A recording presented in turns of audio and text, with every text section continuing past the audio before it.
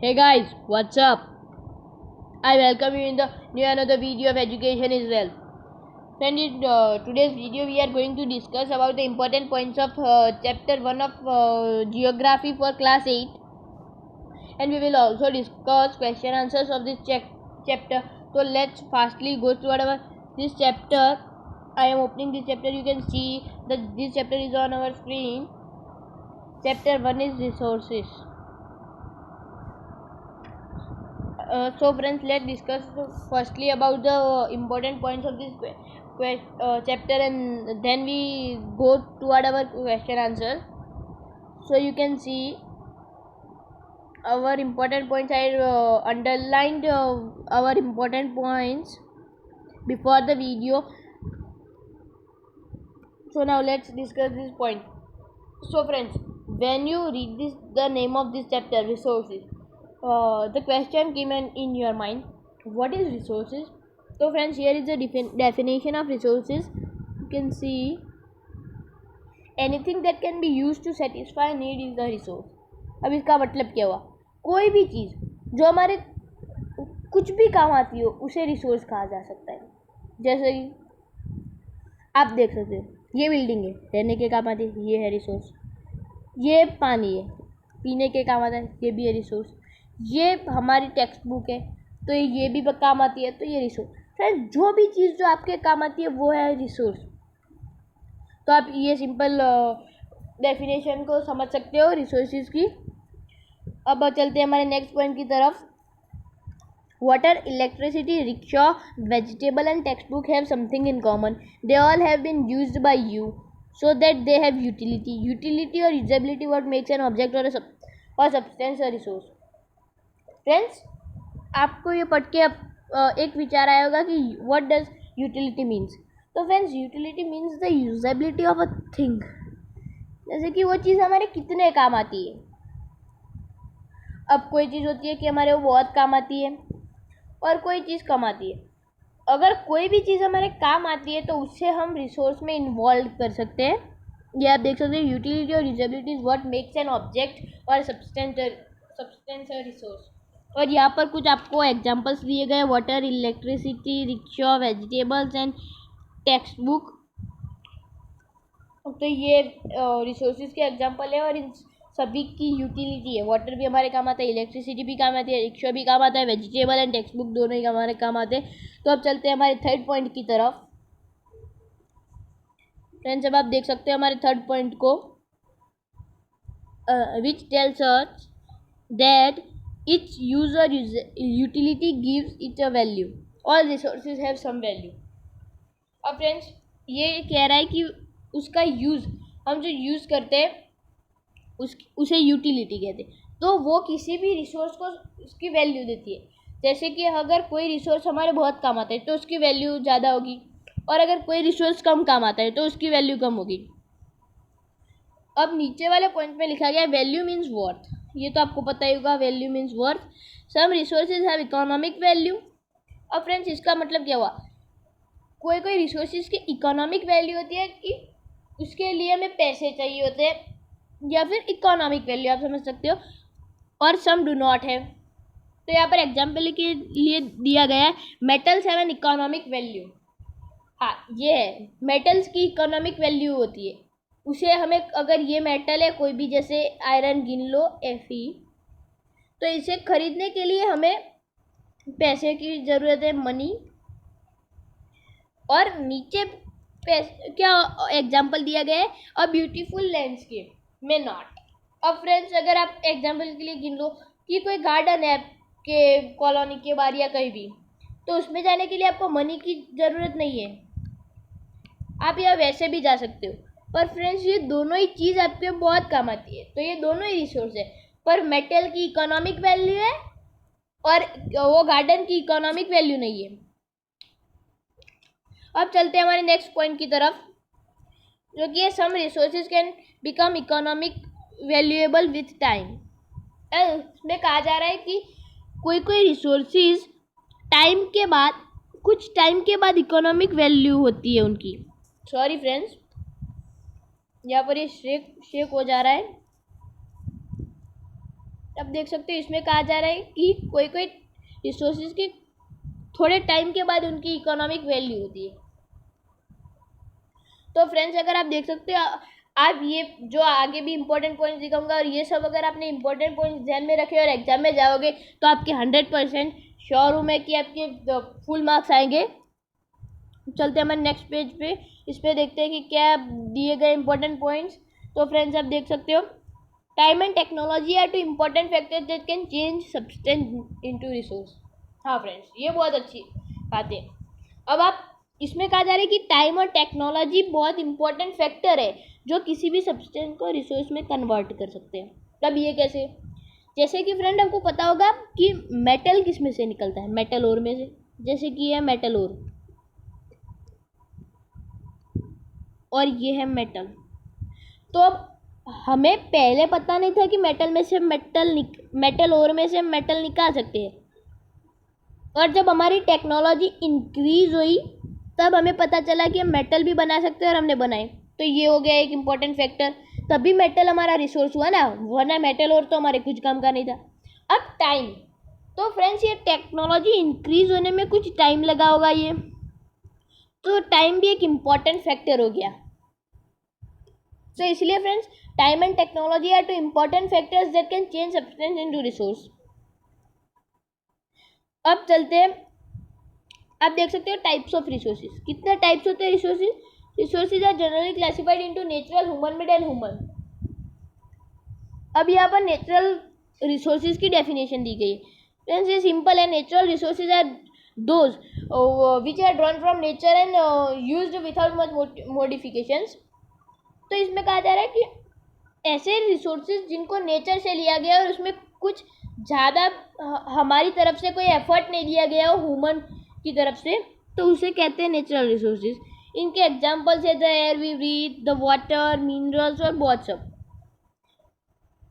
तो अब फ्रेंड अब आप आगे भी देख सकते हो, इसमें कहा जा रहा है कि natural resources are classified into different groups depending upon their level of development, use, origin, stock and distribution. तो अब आप यहाँ देख सकते हो, on the basis of the development and use resources can be classified into two groups, actual resources and potential resources। अब आपके दिमाग में क्वेश्चन आएगा कि ये actual resources and potential resources होते क्या है। तो फ्रेंड्स इनकी डेफिनेशन और उनके बारे में पूरा याद दिया गया है। Actual resources are those whose quantity is unknown. Friends आप देख सकते हो यहाँ पर डिफरेंस बिटवीन का एक क्वेश्चन बनता है, इसे ध्यान में रखना। Actual resources are those whose quantity is known, कि हमें उनकी क्वांटिटी पता है कि हाँ ये चीज़ है तो ये इतनी है हमारे पास, तो हमें इसकी क्वांटिटी पता है। और दूसरी कंडीशन क्या है कि this resources are being used in the present, वो रिसोर्सेज अभी यूज हो रहे होंगे। तो फ्रेंड्स अब आप कहोगे कि अगर वो अभी यूज़ नहीं हो रहे होंगे तो वो रिसोर्सेज कैसे होंगे? तो फ्रेंड्स वो हम पोटेंशियल रिसोर्सेज में देखेंगे। आप सिर्फ अभी इतना याद रखिए कि एक्चुअल रिसोर्सेज का मतलब क्या, उनकी क्वांटिटी नोन है और वो अभी प्रेजेंट टाइम में यूज्ड हो रहे हैं। एग्जाम्पल्स आप ये सारे याद रखने की कोई ज़रूरत नहीं है, सिर्फ किन्हीं दो को याद रख लीजिए, हो जाएगा आपका काम। अब चलते हैं पोटेंशियल रिसोर्स की तरफ। इसमें कहा गया है potential resources are those whose entire quantity may not be known. Friends हमेशा डिफरेंस बिटवीन या फिर किसी भी दो टाइप्स के हो तो उसमें ये नोन है तो ये अननोन हो जाएगा, ऐसे। और अगर ये प्रेजेंट में यूज़ हो रहा है तो फ्यूचर में होगा। तो आप देख सकते हैं ये तो अपने एक कंडीशन हो गई इसकी कि उसकी क्वांटिटी नोन नहीं है हमारे पास। अब दूसरी कंडीशन क्या हुई कि आप यहाँ देख सकते हो this resources could be used in future, ये फ्यूचर में यूज हो गए। यार नीचे रीजन भी दिया गया है, पढ़ सकते हो। The level of technology we have as present may not be advanced enough to easily utilise this resources. तो फ्रेंड्स आपको एग्जांपल से समझाता हूँ, जैसे कि हम हमारे पूरे नए एग्जांपल ही चले जाते हैं। जैसे कि ये मेटल हो, तो हमें अब पता ही नहीं था कि मेटल और में से हम मेटल बना सकते हैं। तो अब ये उस समय पोटेंशियल रिसोर्स था कि उस समय हमारी ये किसी काम का नहीं था, पर आज है। तो आज मेटल और एक्चुअल रिसोर्स में कन्वर्ट हो गया। तो ये आप समझ सकते हो कि उस वक्त हमारे पास उतनी टेक्नोलॉजी नहीं थी, अब है तो हम अब मेटल निकाल सकते हैं। तो इसलिए फ्रेंड्स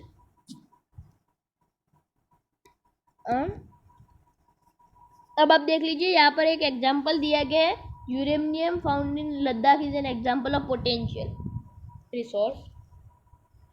अब चलते हैं हमारे नेक्स्ट इंपॉर्टेंट पॉइंट की तरफ, जो कि based on their origin resources can B abiotic और बायोटिक।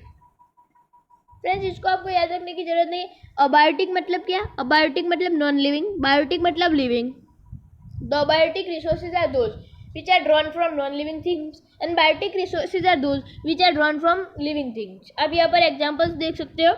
अबायोटिक रिसोर्सेज कौन से? Soils, rocks and minerals are abiotic, but plants and animals are biotic, क्योंकि प्लांट्स एंड एनिमल लिविंग है और soil, rock and minerals are not living. तो अब चलते हैं हमारे नेक्स्ट पॉइंट की तरफ, जो कि natural resources can B broadly categorised into renewable and non renewable resources. तो फ्रेंड्स अब इसमें क्या कह रहा है कि इसमें भी दो प्रकारों में यह गिना जाता है, एक रिन्यूएबल एंड एक नॉन रिन्यूएबल। फ्रेंड्स ये आपको इनके नाम से ही पता चल जाएगा। Renewable resources are those which get renewed और रिप्लेनिश्ड क्विकली। वो जल्दी से रिन्यूड हो जाते हैं, यानी जल्दी से बन जाते हैं, वो रिप्लेनिश्ड हो जाते, उन्हें जल्दी से हमारा एटमोसफियर, हमारी सॉइल क्रिएट कर लेती है। And they are unlimited, some of them are unlimited। अब फ्रेंड्स अब आपको मैं एक चीज कहता हूँ कि वाटर, यानी कि उसका साइंटिफिक नेम है H2O, भी एक रिन्यूएबल रिसोर्सेज में गिना जाता है। आप ये सुन के शॉक हो चुके होंगे कि रिन्यूएबल रिसोर्सेज भाई यहाँ पर तो ये कह रहा है कि वो रिप्लेनिश क्विकली हो जाते हैं, वो अनलिमिटेड होते हैं। पर फ्रेंड्स हाँ ये बात सच है कि वो अनलिमिटेड होते हैं, रिप्लेनिश क्विकली होते हैं, पर उन्हें भी कुछ थोड़ा तो चाहिए रिप्लेनिश होने के लिए, वो भी हम इन्हें नहीं दे रहे। और ये अभी बहुत कम है फ्रेश वाटर हमारे लिए पीने के लिए। वैसे तो आप कहोगे कि अर्थ पर 70% वाटर है, पर नो फ्रेंड्स, उसमें से सिर्फ अराउंड 2 और 3% आर ड्रिंकेबल और फिट फॉर ह्यूमन कंजप्शन। अब आप देख सकते हो यहाँ लिखा है are not affected by human activities such as solar and wind energy are not affected by human activities. आप इनके यहाँ पर एग्जांपल्स भी देख सकते हो। ये वो है जो अफेक्ट हुए, ये सभी रिन्यूएबल रिसोर्स है, पर फिर भी ये अफेक्ट हुए ह्यूमन एक्टिविटीज से। तो फ्रेंड्स रिन्यूएबल रिसोर्सेज का भी हमें ध्यान रखना पड़ता है, उन्हें कुछ समय देना पड़ता है रिन्यूड होने के लिए, पर हम वो भी नहीं देते। अब चलते हैं नॉन रिन्यूएबल रिसोर्स की तरफ। अब उसका उल्टा हो जाएगा, those are which have limited stock, limited है, once the stock is exhausted it may take thousands of year to get renewed और replenished.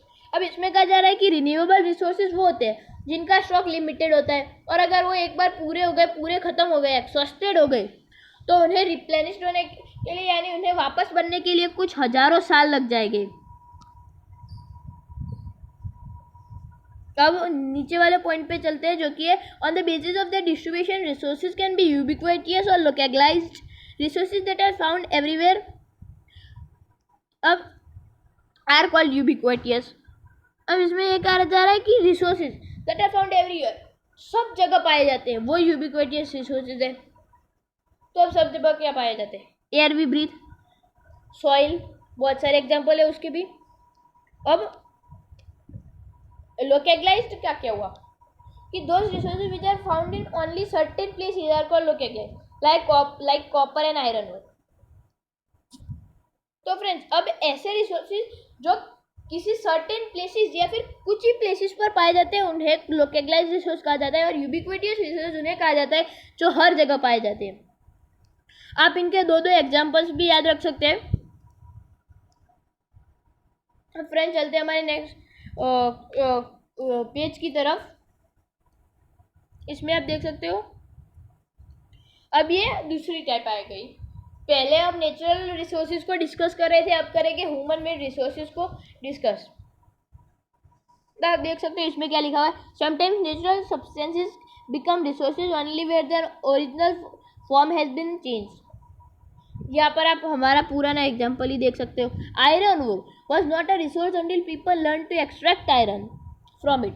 People use natural resources to make building, bridge, road, machinery and vehicles which are known as human made resource. Technology is also human made resource. या फिर technology को भी हमने create किया, यानी इस पर इतना समझ लो कि जो कुछ भी ह्यूमन ने क्रिएट किया है. अब आयरन और नेचुरल है और उसमें से आयरन हमने निकाला, तो आयरन हो गया ह्यूमन मेड रिसोर्स. तो फ्रेंड्स ये सिंपल है कि जो भी हमने बनाया वो सब है ह्यूमन मेड रिसोर्स. टेक्नोलॉजी को भी हमने इन्वेंट नहीं, पर टेक्नोलॉजी का ही हम यूज़ करते हैं किसी भी चीज़ को करने में, इसीलिए टेक्नोलॉजी भी एक ह्यूमन मेड रिसोर्स है. अब चलते हैं ह्यूमन रिसोर्स की तरफ. अब आप सोच रहे हैं ये क्या ह्यूमन रिसोर्स और ह्यूमन मेड रिसोर्स. हाँ तो फ्रेंड ह्यूमन रिसोर्स क्या है. Human resource people are human resource. हम ही है ह्यूमन रिसोर्स. आप कहोगे हम क्यों रिसोर्स है. हाँ फ्रेंड्स, क्योंकि हम ही नेचर को क्रिएट कर सकते हैं अच्छे से. हम ही आयरन ओर में से आयरन को निकाल सकते हैं, एक्सट्रैक्ट कर सकते हैं हमारे नॉलेज, स्किल एंड टेक्नोलॉजी के बेसिस पर. तो फ्रेंड्स इसलिए हम भी एक स्पेशल रिसोर्स हो गए. Human resources are also resource. आप ह्यूमन रिसोर्सेज में इतना याद रख सकते हैं कि all humans are a resource. And you can see one more definition here: improving the quality of people's skill so that they are able to create more resources is called human resource development. Friends अब ये तो simple हो गया what is human resource development. तो human resource का development, तो उनकी improving the quality of people skills, knowledge और वो सब उनका अगर इम्प्रूव होगा तो ह्यूमन रिसोर्स डेवलपमेंट कहा जाएगा. तो अब हमने इस पेज के भी इम्पोर्टेंट पॉइंट्स को कर दिया है डिस्कस. तब चलते हैं हमारे नेक्स्ट पेज के इम्पोर्टेंट पॉइंट्स की तरफ. ये आप दो डेफिनेशंस को देख सकते हो. Using resources carefully and giving them time to get renewed is called resource conservation. आपको ये पता होगा व्हाट इज रिसोर्स कंजर्वेशन. तो उस रिसोर्स को केयरफुली यूज़ करना और गेट रिन्यूड करना. आपने बहुत सुना होगा कि हमें वाटर को कंजर्व करना चाहिए और ये सब. हम तो कंजर्व में क्या करते हैं, उसे केयरफुली यूज़ करते हैं और उसे टाइम देते हैं रिन्यूड होने के लिए. This is called as resource conservation. अब एक और यहाँ पर डेफिनेशन दी गई है जो कि है सस्टेनेबल डेवलपमेंट. अब ये क्या है, balancing the need to use resources and also conserve them for future is called sustainable development. तो फ्रेंड्स अब इसमें क्या कहा जाए, ऐसा वे जिसमें हमारी नीड्स को भी पूरा हो जाए, हमारी नीड्स भी सेटिस्फाई हो जाए और वो कुछ फ्यूचर के लिए बचा भी रहे. This way is called sustainable development. तो फ्रेंड्स इस पेज में कुछ खास इंपॉर्टेंट पॉइंट्स थे नहीं. और अब फ्रेंड्स हम पहुंच चुके हैं हमारे क्वेश्चन आंसर्स पर. तो अब हम डिस्कस करेंगे हमारे क्वेश्चन आंसर्स एक्सरसाइज से जो है वो. तो हमने हमारे सारे पॉइंट्स को डिस्कस कर दिया है. फ्रेंड्स अगर आप इन पॉइंट्स को याद रखोगे तो आपको एग्जाम में बहुत हेल्प मिलेगी और मैं 100% श्योर हूँ कि आप 100 मार्क्स के साथ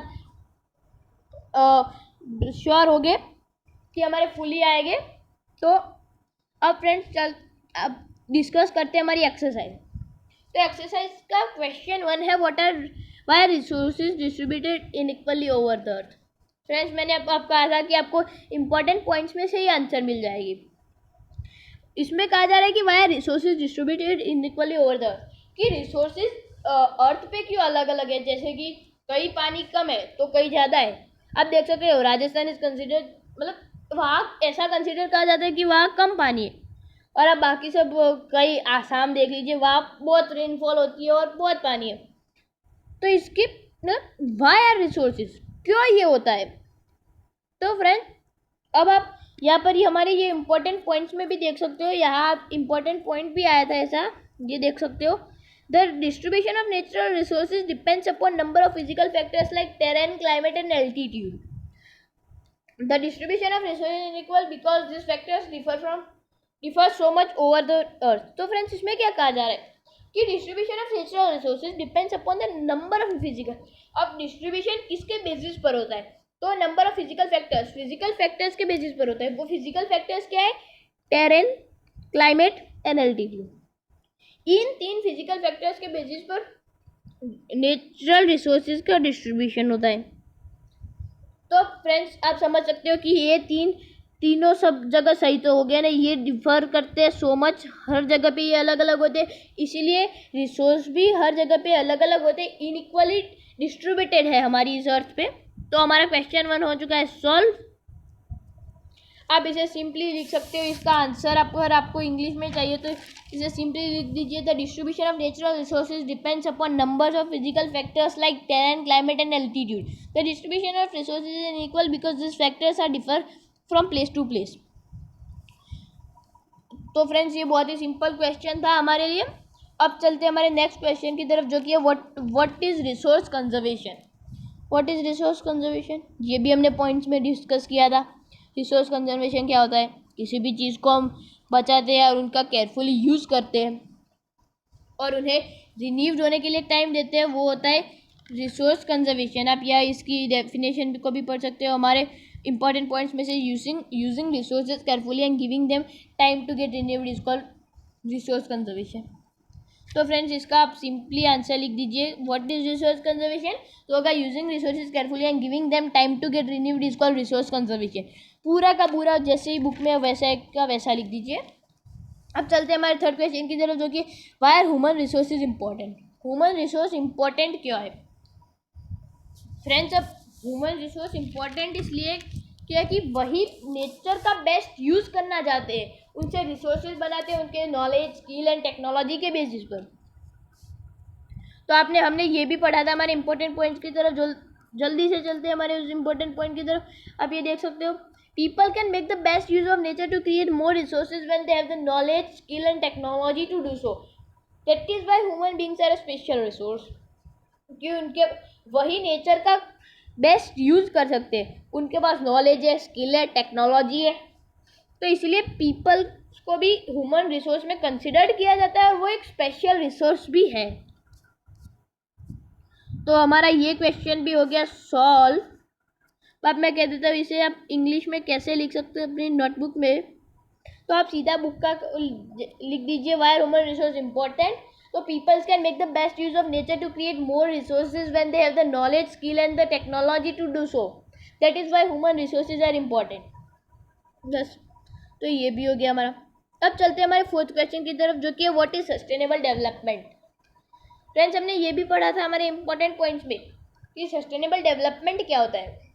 तो इसकी डेफिनेशन अभी भी मुझे याद है कि किसी भी रिसोर्स को ऐसे बैलेंस्ड वे में यूज़ करना जिससे वो हमारी नीड्स को भी सेटिस्फाई कर सके और उन्हें हम फ्यूचर के लिए कंजर्व भी कर सके। आपको यहाँ ये डेफिनेशन उसकी देख सकते हो बुक में, balancing the need to use resources and also conserve them for future is called sustainable development.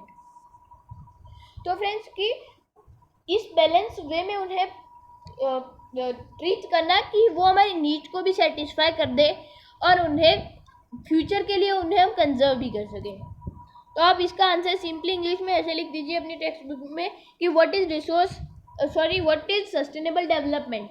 तो using the resource in the such balanced way by which we can satisfy our need and also conserve them for future is called sustainable development. Simple answers. अब friends हम आ चुके हैं हमारे question 2 पर, जो कि है टिक द करेक्ट आंसर। उसका पहला क्वेश्चन है which one of the following does not make a substance. Sorry friends यहाँ पर पीछे कुछ कट हो चुका है इसीलिए। Not make a substance a resource, इनमें से क्या सब्सटेंस को रिसोर्स नहीं बनाता। तो ए है यूटिलिटी, बी वैल्यू, सी क्वांटिटी। तो फ्रेंड्स इसका करेक्ट आंसर हो जाएगा सी क्वांटिटी। क्यों? यूटिलिटी, यूज से ही रिसोर्स बनता है, वो हमने हमारे इंपॉर्टेंट पॉइंट्स में पढ़ा था। वैल्यू, यूटिलिटी इसे वैल्यू देती है, तो ये भी एक कारण है जिससे सब्सटेंस को रिसोर्स में कन्वर्ट किया जाता है। पर क्वांटिटी, इससे कोई फर्क नहीं पड़ता कि पानी कितना है, इतना है या फिर इतना है, फिर इतना ही हो, हमारे दोनों काम के हैं। तो इसलिए क्वांटिटी से हमें कोई मैटर नहीं है। तो quantity is the correct answer of this question because यहाँ लिखा गया है कि not make a substance a resource, इसलिए। अब चलते हैं हमारे क्वेश्चन 2 की तरफ, जो कि which one of the following is a human made resource. अब आपको पता होगा कि ह्यूमन मेड रिसोर्स क्या होता है, जिसे ह्यूमंस ने बनाया हो। अब क्या स्प्रिंग वाटर ह्यूमन ने बनाया है? नहीं। ट्रॉपिकल फॉरेस्ट को क्या ह्यूमन ने बनाया है? नहीं। मेडिसिन टू ट्रीट कैंसर क्या नेचर ने बनाई? नहीं, हमने ही बनाई है। तो ये करेक्ट आंसर हो जाएगा इसका कि मेडिसिन टू ट्रीट कैंसर हमारे साइंटिस्टों ने, डॉक्टरों ने मिलके बनाई है, तो ये ह्यूमंस ने बनाई हो गई। तो इसलिए ह्यूमन मेड रिसोर्स में आएगा A, medicine to treat cancer is the correct answer of this question. अब चलते हैं हमारे क्वेश्चन 3 की तरफ, जो कि है complete the statement. Biotic resources are. Biotic resources क्या होते हैं? Simple question. बायोटिक मतलब क्या? लिविंग। तो अब हमने क्या कहा था? जो थिंग्स जो लिविंग थिंग्स से डिराइव्ड की गई हो उसे कहते हैं। तो derived from living things is the correct answer. और कोई ऑप्शंस को देखने की जरूरत ही नहीं है। अब हम आ चुके हैं हमारे क्वेश्चन 3 की तरफ, जो कि है differentiate between the followings, A potential and actual resource, B ubiquitous and localised resource. तो हम पहले ए को कर देते हैं सॉल्व। तो फ्रेंड्स इसके लिए मैं इन सबको हटा देता हूँ। आप इनके आंसर्स में फिर से एक बार नोट कर रहा हूँ MCQs के, जिसकी वजह से आप लिख सकें इन्हें सीधा, या फिर मैंने हाईलाइट किए गए हुए हैं इसीलिए इसमें कोई नोट करने की ज़रूरत नहीं है। अब आप देख सकते हैं पोटेंशियल एंड एक्चुअल रिसोर्स में क्या होता है। पोटेंशियल रिसोर्स क्या होते हैं? जो फ्यूचर में यूज़ किए जा सकते हैं। जो फ्यूचर में यूज़ किए जा सकते हैं। अब एक्चुअल रिसोर्स क्या होते हैं? जो प्रेजेंट में यूज़ किए जा रहे हैं। फिर पोटेंशियल रिसोर्सेज की आपने पढ़ा था कि क्वांटिटी इज अननोन। इसकी क्वांटिटी अननोन है, पता ही नहीं है कितनी है इसकी क्वांटिटी। इसकी एक्चुअल रिसोर्सेज की क्वांटिटी नोन है हमें। और फिर आप अब ऑप्शंस लिख दीजिए, जैसे कि एक्चुअल रिसोर्स अभी क्या, मेटल और वो सब एक्चुअल रिसोर्स है, मेटल्स और वो सब। और पोटेंशियल आपने पढ़ा था यूरेनियम फाउंड इन लद्दाख। और यहाँ पर आप एक्चुअल रिसोर्सेज के भी और भी लिखना चाहते हो तो जो petroleum found in West Asia और black soil that is found in our Deccan in Maharashtra. तो अब ये भी हमने कर दिया। 3 points are enough for this, क्योंकि इसमें ज़्यादा पॉइंट्स हो नहीं रहे। अब चलते हैं हमारे क्वेश्चन 3 की तरफ, जो कि है मतलब क्वेश्चन 3 के बी की तरफ, जो कि है यूबिक्विटियस एंड लोकलाइज्ड रिसोर्सेज आर। मतलब उनमें डिफ्रेंशिएट करना है हमें। यूबिक्विटियस और लोकलाइज्ड रिसोर्स के डिफ्रेंशिएट करना है हमें, बीच में डिफरेंस बिटवीन है। तो अब यूबिक्विटियस रिसोर्स क्या हो गए? जो हर जगह पाए जाते हैं, एवरीवेयर।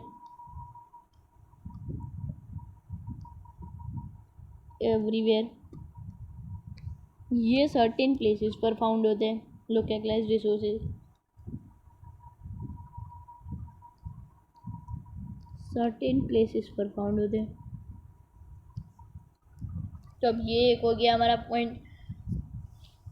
अब फ्रेंड्स इसमें अब और कोई ज़्यादा तो पॉइंट बन नहीं रहे हैं, तो अब सीधा आप क्या करोगे, इसके एग्जाम्पल्स लिख दीजिए। फ्रेंड्स डिफरेंस बिटवीन में हमेशा दोनों चीज़ों के एग्जाम्पल आप लिखना ना भूलिए, इससे आपका एक पॉइंट भी ज़्यादा हो जाएगा और टीचर को भी आपको अच्छा लगेगा और मार्क्स आपको ज़्यादा मिलेंगे। तो अब यूबिक्विटियस रिसोर्सेज के एग्जाम्पल क्या है? एयर हमें हर जगह मिलती है, थोड़ी कि यही एयर मिलेगी यहाँ जाके एयर लो, बाकी सब कई एयर नहीं है, ऐसा नहीं हो सकता। सॉइल भी सब जगह है। अब लोकलाइज्ड रिसोर्स में क्या होगा? कॉपर एंड आयरन और। कॉपर कई सब जगह नहीं मिलता, थोड़ी कोई आपके घर में कॉपर मिलेगा, या फिर आयरन और भी सब जगह नहीं मिलता, इसीलिए ये लोकलाइज्ड रिसोर्स हो गए। तो ये सिंपल आप समझ सकते हो इसे। तो फ्रेंड्स हमने कर दिया हमारी एक्सरसाइज सॉल्व। आप पीछे भी देख सकते हो एक्सरसाइज पर। फ्रेंड्स ये किसी काम का नहीं लग रहा मुझे ज़्यादा, कुछ भी है ऐसे भी इतने क्वेश्चंस काम के। फ्रेंड्स अब आप अगर कुछ एक्स्ट्रा करना चाहते हो, मतलब कि डिफरेंस बिटवीन में और भी बहुत सारे क्वेश्चंस बनते हैं हमारे, जैसे कि आप देख सकते हो renewable and non renewable resources का भी क्वेश्चन आ सकता है, बायोटिक एंड बायोटिक में भी डिफरेंस बिटवीन का आ सकता है, और भी बनते हैं। तो फ्रेंड्स इतने इनफ है, इतने में सही आएगा। तो फ्रेंड्स अगर आपने इम्पोर्टेंट पॉइंट्स को सही से डिस्कस करने में आपका ध्यान होगा तो फ्रेंड्स आपको 100% मैं श्योर हूँ कि आपके फुल मार्क्स आएंगे इस एग्ज़ाम में। और फ्रेंड्स आप क्वेश्चन आंसर्स को भी देख सकते हो, इसे भी याद रखने दें, हमने बहुत ही सिंपल आंसर्स आपको दिखाए हैं। तो फ्रेंड्स थैंक यू। अगर आपको हमारी ये वीडियो पसंद आई हो तो लाइक करो, शेयर करो एंड सब्सक्राइब करना भी ना भूलो हमारे चैनल को।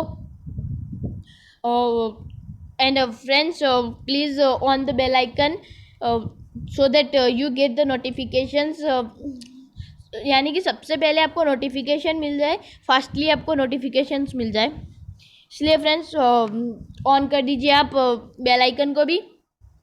तो थैंक यू फ्रेंड्स। अगर आपको इस चैप्टर में कोई भी क्वेरीज हो तो आप हमारे कमेंट बॉक्स में पूछ सकते हो।